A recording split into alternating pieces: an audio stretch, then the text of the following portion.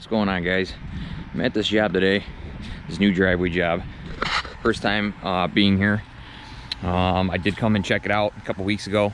Initially, this guy wanted me to redo his whole driveway. Being that it's so late in the year, I advised against it because I'm afraid that if we do it this late in the year, it's not going to have time to pack down and settle in. And I'm afraid that if he goes to plow it, it's all just going to get plowed out. So I really hate to see him waste his money. So what we're going to do today is I got 18 ton of stone delivered over there. We're gonna spread that in a couple of the high traffic areas and in some of the lowest and wettest areas he has. So one of the spots is on this side here. He wants me to concentrate on going to his bay door. This is the one he uses the most. As you can see, there's a lot of grass and sod that's come up over the driveway. And I mean, over here, it's like pure grass. So all this is gonna have to get stripped down. And once I get down to a nice base, I'll put the stone on top. I'm gonna run a clean edge from the outside of this door here, going out to the center of the driveway. And then that way, you know, it's a nice defined line here. So that's one area. The other area that he wants me to address, there's a nice little divot here. I'm gonna see if I can get some stone to fill in there. A couple potholes here, see if I can get them filled. But this whole driveway is kind of settled off to the right here. More so as you get towards the road. So the farther I get back here, the lower it gets on the right side. And you can see down here, it's just like super dipped. Over here, it's all rutted out. So he's gonna need quite a bit of stone in here. So I think this is gonna be the first place I start. I'm gonna start up here by the road and I'm gonna start filling this low spot in and working my way back. I won't have to strip anything because this is all just gravel. You know, it's not overgrown or nothing like that. So I'll just lay the stone over top of this, try to get it all up to level. So pretty much just carry it through and come up, and I'm probably gonna knock down the center hump here that he's got going on his driveway. And we'll either get rid of it or we'll use it, depending on what it looks like when I rip it up, because there is some moss and stuff in here. So that's the second spot. And then the third spot, which is really bad, is up this way. So going into their house, they gotta trudge through a bunch of water and mud. It's really, really wet up and through here, and we just got pounded with rain last night. So I'm kind of thankful that we did, because this shows me where all the low spots are, as if it wasn't evident before, but it just magnifies them even more now. But you can see how wet it is in here. There was a driveway in here at one point. You know, there is some base underneath all this, but all the sod and stuff is overgrown on top of it, and now when it gets wet, it turns into mud. So he said every time he lets the dog out, he gets muddy. Every time he goes in the house, he's got to track mud in the house. So it's just not a good situation. So I'm gonna skim the sod off, coming straight down here, and I'm gonna stop just before this gutter. We're gonna skim it back to here, right up to the concrete, and we'll skim all this out. And right at the edge of this concrete here, we're gonna come back out, and then we're gonna go back down the driveway here. So once I get all this skimmed out and pulled out of here, we'll start spreading the stone in here. Here's the stone. It's the same stuff I always use. -1s, crush your run. So that'll work good. I'm excited to see how my tractor performs after the video I made the other day. If you guys haven't seen it, go check it out. It's the video directly before this one. I increased my hydraulic pressure to 2,250 pounds. So that's gonna help a lot with this really heavy, wet gravel. This stuff, since it's so fine, it is actually a lot heavier than, you know, your typical stone, because there's a lot of rock dust and whatnot mixed within it. And there's less space for the air to be. So it's very, very dense stuff, and we got a bunch of rain last night, so this stuff is just soaked. So it'll be a good test for it for sure. So yeah, aside from that, guys, that's what I'm doing here. Once we get these low spots taken care of this year, I'll come back in the spring and we will take care of the rest of the driveway. But right now, he just wants me to focus on just filling the low spots, so that way we don't waste a bunch of money doing everything and have it all get plowed out and ruined anyway, because it doesn't have time to pack. So I'm gonna start down here and use a good majority of that stone, I'm thinking. And once I get done with that, these guys should be heading out. They gotta go somewhere, so these cars won't be here. And I can do in front of the shed here, the garage. And then once I'm done with that, we can start over here. So let's get to work and we'll see how it goes.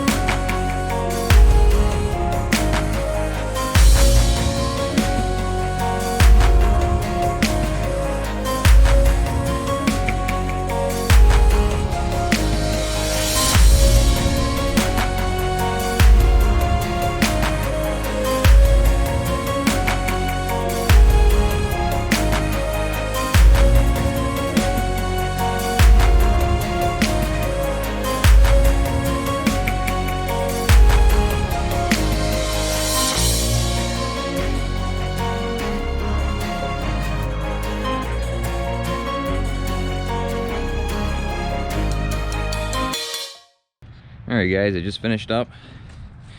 So on first glance it might look like, you know, maybe I was a little short on stone. These little patches over here, I didn't get any of that done. But as I said in the beginning, this was just really to fill the low spots. The end of the driveway down there, this spot over here, which was really bad and really wet, and the spot by the garage.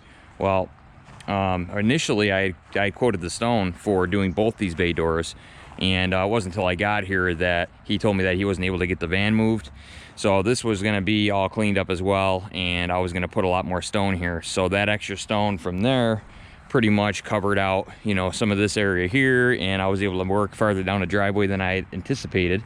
So that kind of worked out good. He said he wasn't worried about the other bay door anyway. I guess this is the one he uses the most, so I think he's gonna be really happy with it. But now it's nice and flush over here where his pavement driveway is. Up here it turned out really nice. The worst part was trying to get some space, because I didn't want to rut up his lawn, trying to work around the pile that was here. It was like way out to here. Between trying to work around that, trying not to drive in the lawn, trying to work around this tree and this low-hanging branch that I was afraid I was going to catch my rops on, you know, all that, you know, so I kind of made it tight over here. That over there was a lot easier, as well as the end of the driveway. This is probably the hardest part, but I'm glad, you know, it turned out nice. So but yeah, they wanted it all the way up into the concrete here because they're sick of walking in mud, so they're gonna really like that. It turned out really nice. You know, every time they let the dog out, I guess it would just get covered in mud, so this is definitely gonna help them out. I think he's gonna be really happy with it. So we'll walk over here real quick. I'll show you the bay door, and then I'll show you the end of the driveway here that I did. So as you guys see me do, I cleaned this up here. I skimmed off all the excess sod and overgrowth. There was a lot more by the door than there was back this way.